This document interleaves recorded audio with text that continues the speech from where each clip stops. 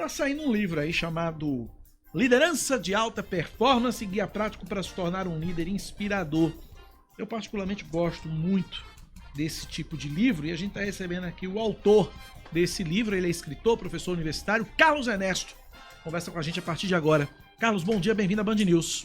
Bom dia, Cacá. Bom dia, Cláudia. Pega o microfone aí pra você. Esse microfone, isso. Pode falar bem pertinho do microfone aí pro pessoal te ouvir em casa. Bem-vindo, bom dia. Bom dia, Cacá. Bom dia, Cláudia. Enorme satisfação estar aqui com vocês, falando com a audiência que vocês têm, que é enorme aqui na nossa região. Como é que surgiu a ideia do livro, Carlos? Olha, essa ideia surgiu há muitos anos. A gente geralmente tem um sonho, né, de ter filhos, plantar árvore e escrever um livro. Então já tinha feito os dois percursos, faltava escrever o livro. Aproveitei a época da pandemia e fiz do limão a limonada. Sentei para poder escrever um livro e realizar um grande sonho que eu tinha. Agora, a escolha do tema, né? Falar sobre como tornar as pessoas líderes. Por que a escolha desse tema e, enfim, dá uma pincelada para a gente do que é que ele traz. Ok. Esse tema tem a ver com a minha trajetória profissional, né? Durante 30 anos, mais de 30 anos, eu fui bancário e encerrei minha carreira como gerente de gestão de pessoas e responsabilidade socioambiental do Banco do Brasil aqui na Paraíba, onde eu, juntamente com minha equipe, coordenávamos mais de 1.000 pessoas em todo o estado. Gerenciávamos mais de 1.000 pessoas. E a minha experiência prática me trouxe algumas dificuldades. E eu busquei, né, compartilhar as dificuldades que tive e as soluções que eu encontrei exatamente para registrar em livros e poder compartilhar com outras pessoas que pudessem se beneficiar com o conteúdo do livro. Carlos, quais foram algumas, para a gente ter uma ilustração mental, quais foram algumas dessas dificuldades e qual a solução que você encontrou? Ok, uma das dificuldades que eu tinha era de delegar, né, em vista de geralmente o gerente, né, acreditar que é autossuficiente e que ele faz melhor do que todo mundo. E tem aquele ditado, né? Se quiser fazer bem feito, faça você mesmo. Isso. Eu sou adepto disso. Isso. E esse ditado muitas vezes leva ao gestor a se tornar um centralizador, né? E com isso não confiar nas pessoas. Então essa foi uma grande dificuldade que eu tive e consequentemente, não é? Eu busquei ferramentas para me ajudar na prática como superar essas dificuldades. E esse é um dos temas que eu abordo no livro, é um dos capítulos do livro, né? Como delegar de forma eficaz, onde eu trago experiências práticas que eu vivi e ferramentas práticas que eu utilizei e que espero contribuir para que outros líderes também possam utilizar. Agora, você não fala somente em como liderar, você vai além, você traz o guia prático para se tornar um líder inspirador. Como é essa mágica? Exatamente. Esse é um grande desafio, né? Porque não basta ser gestor, não basta ser gerente, você precisa inspirar as pessoas. Porque tem muito líder que ele aterroriza os liderados, né? Exatamente, né? Existem líderes e líderes, né? Existem aqueles que são referência, que nos servem de inspiração para o resto de nossas vidas. Eu tive vários líderes que foram referências na minha trajetória e que eu pensava, um dia quando eu crescer, eu quero ser como ele. Mas também tive líderes que eram assustadores. E isso ajuda muito a gente poder ter referências, né, entre um tipo de liderança e outro estilo de liderança. Mas um líder assustador ainda assim é considerado um líder? Porque o meu conceito de líder, na minha opinião, é o cara que sabe liderar, óbvio. Isso. Né? Mas um cara desse não sabe liderar, na minha concepção. Ainda assim é chamado de líder. Cacá, essa é uma questão muito interessante que você traz, né? Porque se a gente for na literatura, o conceito básico de liderança é aquele que consegue mobilizar pessoas, não é? E existem líderes que mobilizam pessoas, né, de forma construtiva, para o bem, e existem líderes que conduzem as pessoas para o mal. E que fazem isso das formas mais absurdas, mas eles conseguem, apesar disso, mobilizar pessoas para alcançar os objetivos que ele tem em mente. Então, embora, né, o conceito de liderança seja polêmico de certa forma, nessa questão conceitual, mas existem aqueles que servem de inspiração. Aqueles que, quando você mantém contato com eles, você se inspira e diz, um dia, se eu for líder, se eu for gestor, eu vou seguir, ter as características que essa pessoa demonstrou para mim. Agora, eu queria saber qual é a fórmula mágica, porque para ser líder você tem que mandar, né? Enfim, entre aspas, você tem que repassar, né, as funções e vê-las cumpridas. Muitas Isso. vezes, para isso, você tem que ser enérgico, né? Isso. Porque tem as pessoas que obedecem de cara, que seguem de cara, e tem aquelas outras que ficam ali fazendo um corpo mole ou simplesmente não fazem nada. Então, como aliar a necessidade de ser obedecido Isso. com essa característica tão incrível que é a inspiração? Dá para conciliar? Olha, Cláudia, dá para conciliar, mas o grande desafio é encontrar o ponto de equilíbrio. Né? Não é porque você é um líder que contribui, né, para o crescimento de sua equipe que você vai passar a mão na cabeça nas coisas que estão erradas. Então você tem que encontrar o ponto de equilíbrio. E esse ponto de equilíbrio é você ter a capacidade de se comunicar de forma assertiva. Assertiva não de fazer a coisa certa, como muita gente confunde a assertividade, mas assertiva de você dizer o que você pensa, o que você sente, o que você quer alcançar de forma objetiva, mas de forma respeitosa. Ou seja, é você dizer sim quando quer dizer sim, dizer não quando quer dizer não, e conseguir passar, né, o seu sentimento sem desrespeitar, sem ser agressivo. Inclusive, esse é um dos capítulos que eu abordo no meu livro. Você fala num dos livros também, eu andei dando uma passada rápida, e tem uma coisa que realmente tem muito líder que não sabe, é ouvir. Isso. Queria que o senhor falasse sobre essa, o que o senhor chama de escuta ativa, né? Isso, exatamente. Da mesma forma que se comunicar, se expressar de forma correta é uma das habilidades, é uma das competências que o líder precisa ter. Outra competência tão importante ou até mais importante para um líder é saber escutar a sua equipe. Só que essa escuta tem que ser uma escuta ativa, não é aquela escuta que entra pelo um ouvido e sai pelo outro. É você realmente ficar atento à comunicação do seu interlocutor. É você parar o que está fazendo e dar atenção ao seu colaborador, porque ele precisa ser respeitado. Na minha experiência prática e na minha experiência como subordinado, né, de alguns líderes, né, eu tive a oportunidade de buscar o meu líder para tirar uma dúvida ou para fazer um questionamento. Ele está no computador e dizer: Carlos, pode falar que eu estou lhe ouvindo. No entanto, isso não é respeitoso. Então, uma das características da escuta ativa é você respeitar o seu interlocutor. E o primeiro parar passo... o que está fazendo e prestar atenção, ouvir. Exatamente, ouvir atentamente. Existe uma diferença, né, entre ouvir e escutar. Exatamente. O ouvir é uma questão fisiológica. A gente está aqui e escuta o barulho da rua, mas a gente não está atento ao que está acontecendo. Enquanto que escutar ativamente é você dar significado à informação que você está recebendo.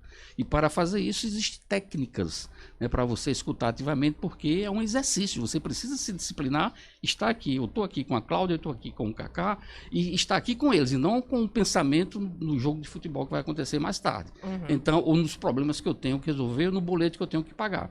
Então, escutar ativamente existe um passo a passo, e esse passo a passo eu ensino exatamente em um dos capítulos do livro. O primeiro passo: parar o que está fazendo, dar atenção ao seu interlocutor. Se porventura for algo urgente, você pede um tempinho, mas para e presta atenção.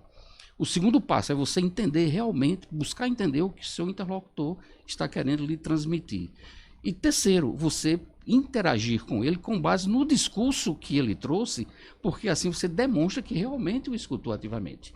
Isso não significa que o líder seja obrigado a ter que encontrar soluções imediatas, até porque no dia a dia nem sempre isso é possível. Mas só o fato de ouvir, muitas vezes o que o outro quer é ser escutado. E só a escuta já resolve, às vezes, 80% dos problemas.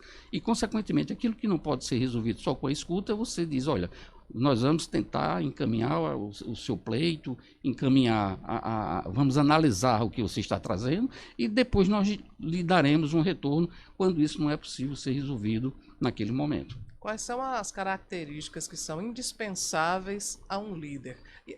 Tem um capítulo do livro que fala sobre isso, né? Isso. E eu queria saber, qualquer pessoa pode ser líder? Ou isso é uma característica nata? Essa é uma pergunta que normalmente me fazem, né? Porque como eu estudo o tema, sou pesquisador, as pessoas perguntam: será que o líder já nasce pronto? Não, o líder não nasce pronto. Ele pode ser desenvolvido. Agora, é claro que existem algumas pessoas que geneticamente trazem algumas características inatas de liderança, mas para isso ele precisa ter a oportunidade de potencializar essas características. Isso não significa que quem não nasce com essas características não inatas, possa desenvolver. não possa desenvolver. É por isso que existem aí cursos, né, para ajudar as pessoas a se tornarem líderes inspiradores. E esse é um dos objetivos do meu livro. Então, as características do líder. Se a gente for na literatura, a gente encontra aí mais de 20 características em que o líder precisaria ser um super-homem.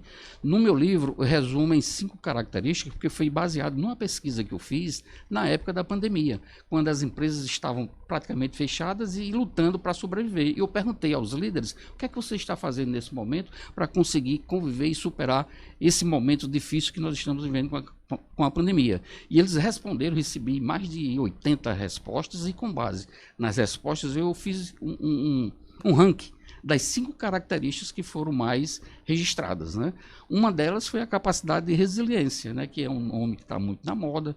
Né? O que é resiliência? Pois é, essa é outra pergunta que geralmente que as pessoas falam muito e muitas vezes não entendem. É uma palavra nova que está sendo muito usada, mas nem todo mundo sabe o que é. Ou entendem de uma outra forma o que é a resiliência. Isso. A palavra o termo resiliência foi originado da física, que é uma capacidade que os materiais têm, né, de se esticar quando sob pressão, não é? E esse conceito foi absorvido para o mundo corporativo como sendo a capacidade que os indivíduos têm que, mesmo sob pressão, eles consigam se ajustar, se amoldar, exatamente, se adaptar. Existem 2 analogias que representam muito bem. A esponja, quando você fecha a mão e coloca na mão, ela se amolda quando está sob pressão, mas quando você solta a pressão, o que é que acontece? Ela volta à sua normalidade e continua sendo esponja e fazendo o que precisa ser feito. No livro eu uso outra metáfora, né, que é a metáfora do bambu.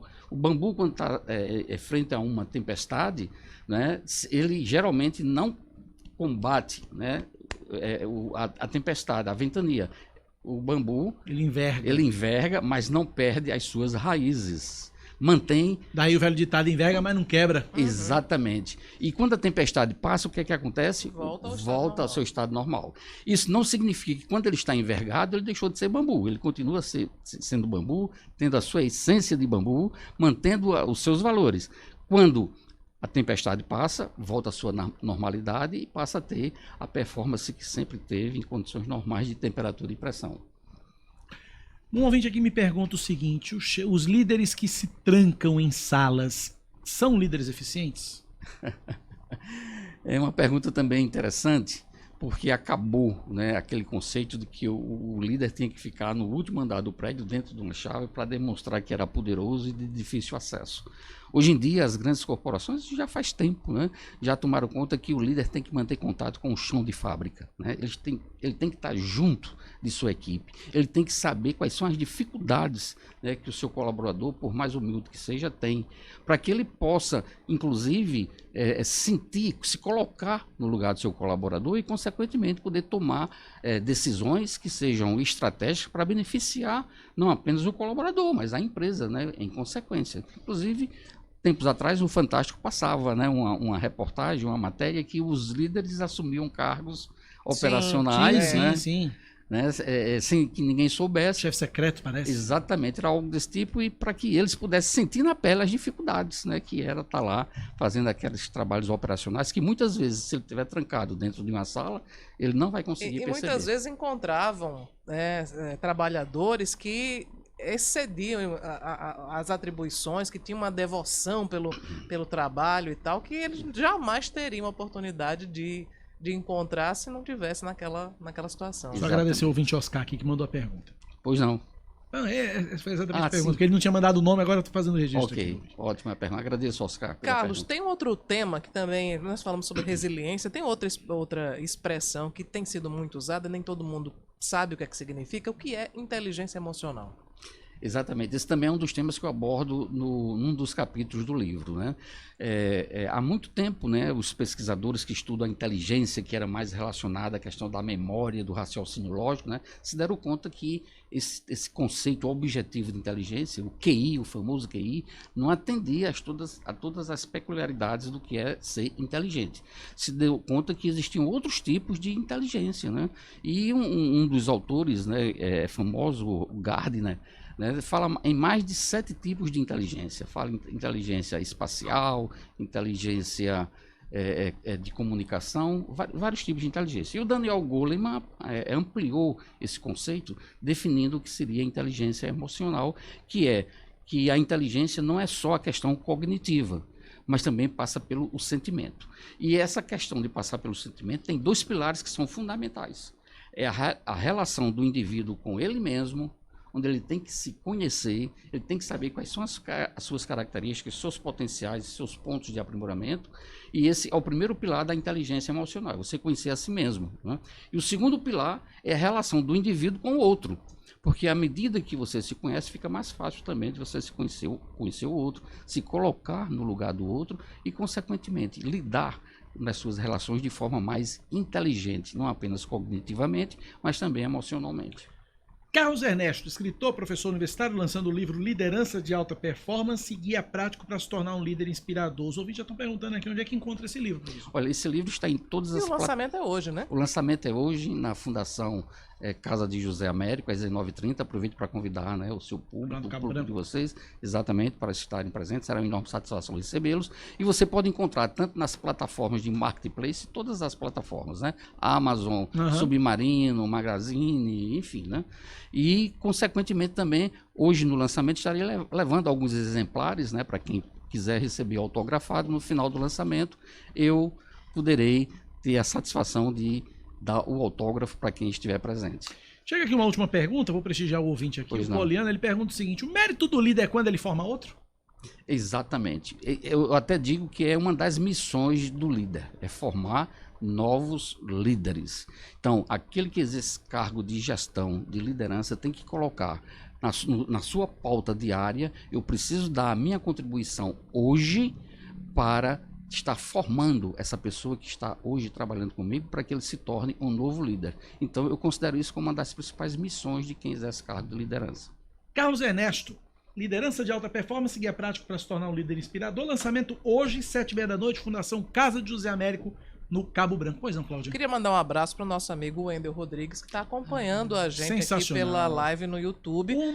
Agora a terça-feira se tornou linda e encantadora. Pois é, sexta-feira linda e encantadora. Aliás, essa é terça, é porque eu fui pro meme. Calma. Hoje é terça-feira. Linda e encantadora. Cláudia. Linda, encantadora, maravilhosa. Hoje a gente pode, né? Hoje eu posso. Pois é, um abraço, Wendel. Muito obrigada pela sua audiência. Tá morrendo de rir com esse Wendel. Guilherme Maia também está mandando um abraço pro professor Obrigado. Carlos Ernesto. Diz que é uma referência em liderança e um grande formador de outros líderes. Um abraço também para o nosso amigo Richelle Bezerra, que também está ligadinho aqui na entrevista. Obrigado, professor. Um abraço. Imagina, eu que agradeço a todos vocês. Um grande abraço.